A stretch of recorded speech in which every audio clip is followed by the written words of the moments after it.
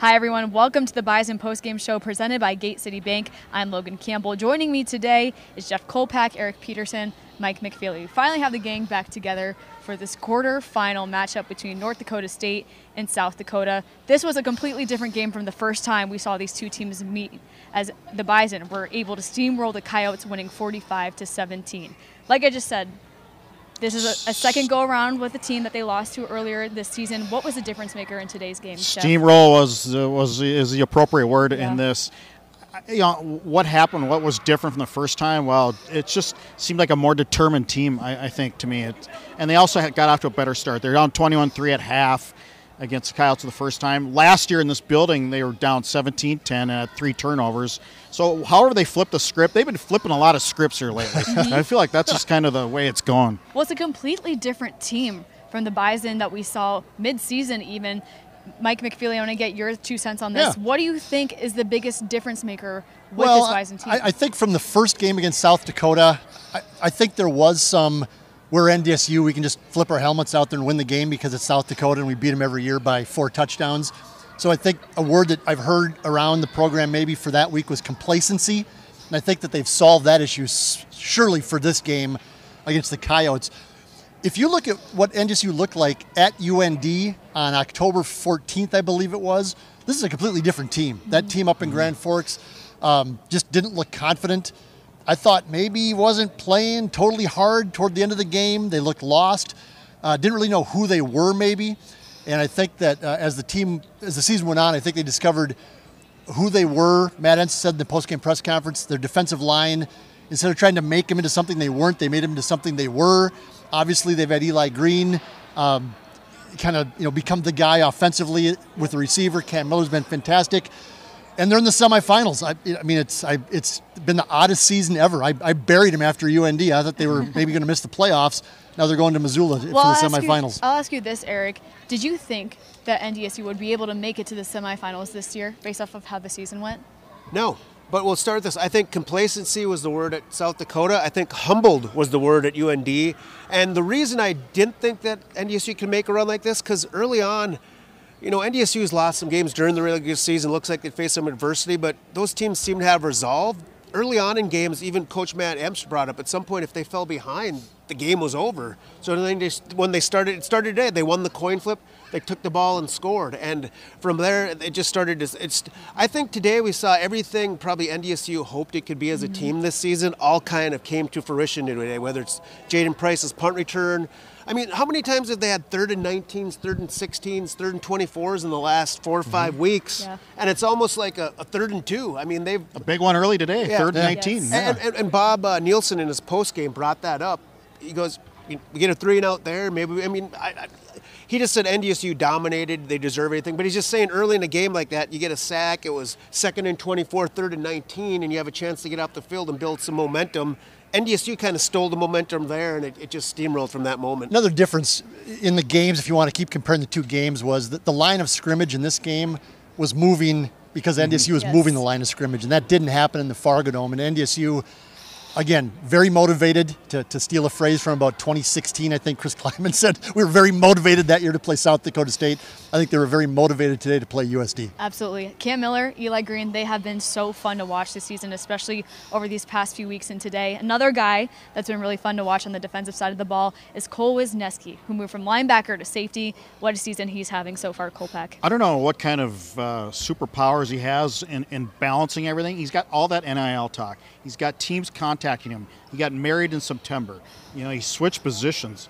All of that, and he just doesn't flinch. And he had 2 interceptions today, tied a season record for 8 for NDSU, tying Frank Esposito from 1953. Nice Frank Esposito how's that reference. For a nerd set? Frank Esposito was 5'8", just like that. Cole Wisniewski is 6'4". It's a different era, obviously, but he's I feel like he's that back end guy that after everybody left last year, he's kind of brought a little glue into that. And to do that with all the NIL talk that we've been mentioning about him, I mean, how much does that? We're not talking $10 either. No, I mean, it's life-changing money. I mean, how much does that just speak about the leadership that he has? Well, he's able to put that aside. And he spoke at the collective meeting last Sunday.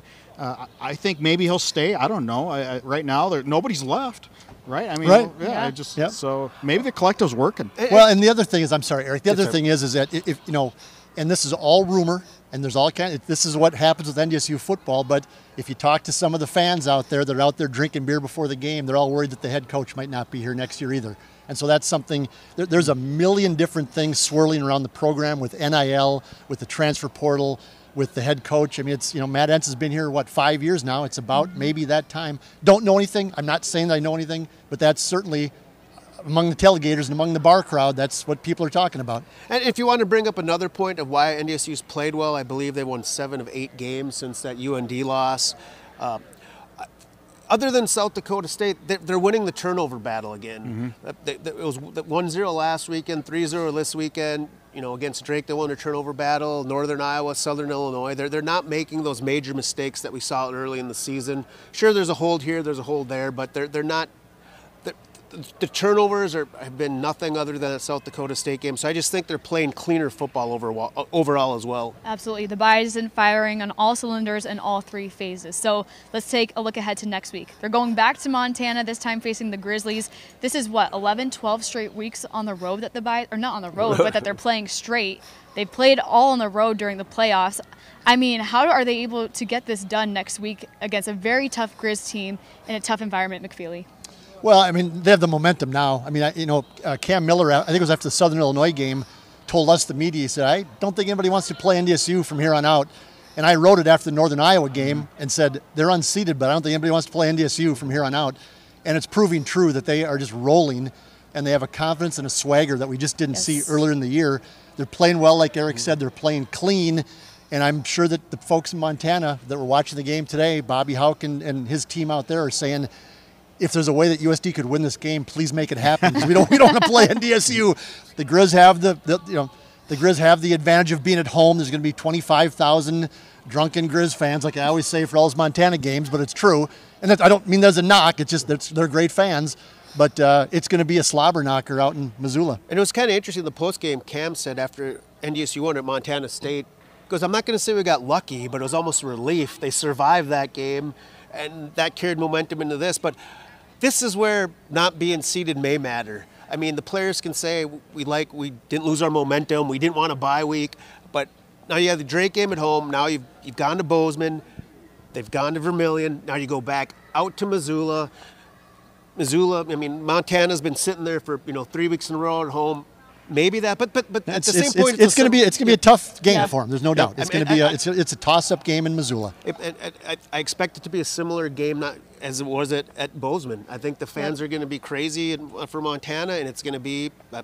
NDSU's got to play clean football again. I, for one, am excited to go and see what this environment is like. I like that Cam described themselves as the road warriors. Do you think that's a fair way to describe this Bison team that we're seeing right now? Yeah, there's no other way you can go about it. Now, here's a concern about Montana. South Dakota State ran into this when they had to go on the road in 2021 and ran out of steam in the semis at Montana State.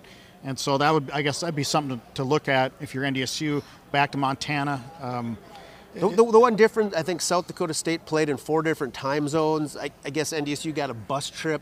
It's still not a home game, but that could help. But still, it's to win. That's why people don't schedule 3 road games in a row. It doesn't matter if it's regular season, postseason. Winning 3 games in a row against playoff competition is not an easy task. And the best part this team is rolling right now. Yeah, though. There's no smoke. This team is rolling. There's no forest fires. We'll have a headache all game. So the last time we were there. I'll end with this. Me and Eric have consistently picked NDSU to win during the playoffs. You two have not. And said they're drinking the Kool-Aid. Are you guys maybe starting to dive into that Kool-Aid? Jake Cava walking out of that locker room right there looked at me and said, Mike, you're going to pick against us next week, right? I said, absolutely I am. Absolutely. So I will not be there, by the way. I'll be in New York City. It's a little city on the East Coast. So I'll be following on my phone as I'm at the Met art gallery or something. But I am definitely picking against NDSU next week, Jake. So you're fine. Well, that might be the good luck charm for them, you picking against them. Whatever. Seems to be working out in their favor. So it was a fun one here today in the DakotaDome as NDSU was able to take care of business on the road, beating USD 45-17. For Jeff Kolpak, Eric Peterson, Mike McFeely, I'm Logan Campbell. Thank you so much for watching the Bison postgame show presented by Gate City Bank. We will see you all next week in Missoula for the semifinals.